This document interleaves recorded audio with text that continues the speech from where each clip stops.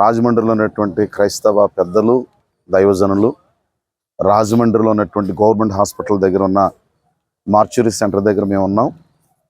మాకు అందినటువంటి సమాచారం ఏంటంటే, క్రైస్తవ లోకానికి ఒక చక్కటి ఆణిముత్యం వలె దేవుని వాక్యాన్ని శ్రమిస్తూ సువార్త ప్రకటిస్తున్న సువార్త యోధుడు, నిపుణత కలిగినటువంటి వక్త, దైవజనుడు ప్రవీణ్ పగడాల వారు మరి మరణించారనేటువంటి వార్త క్రైస్తవ లోకానికి దిగ్భ్రాంతి కలిగి చేసిన సందర్భం ఇది.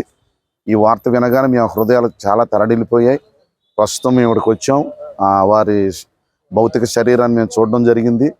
అయితే ఏం జరిగింది, ఎలా జరిగింది అనేది మాకు తెలియలేదు. కానీ మరి వారి శరీరాన్ని చూసి మేము చాలా విచారిస్తూ ఉన్నాం. ఒక అద్భుతమైనటువంటి క్రైస్తవ నాయకుడు, సేవకుడు, అలాగే పేదల పాలిట అనేకమైనటువంటి సేవా కార్యక్రమాలు జరిగిస్తున్నటువంటి యోధుడు ఈరోజు ఇలాగూ హఠాత్ మరణం పొందడం ఎంతో విచారాన్ని కలుగు చేస్తూ ఉంది. రాజమండ్రిలో ఉన్నటువంటి లేక చుట్టుపక్కల ఉన్నటువంటి క్రైస్తవులు, పెద్దలు, నాయకులైన వారందరూ కూడా దయచేసి మన కొరకు, మనలో ఒక్కడిగా మనతో పాటు శ్రమించిన నిరంతర సువార్త శ్రామికుడైనటువంటి యోధుడైన దైవజనుడు ప్రవీణ్ పగడాల గారి యొక్క ఈ మరణానికి విచారాన్ని వ్యక్తపరుస్తూ మీరందరూ కూడా ఈ శరీరం దగ్గరికి రావాలని మిమ్మల్ని అందరం కూడా ప్రేమతో ఆహ్వానిస్తున్నాము.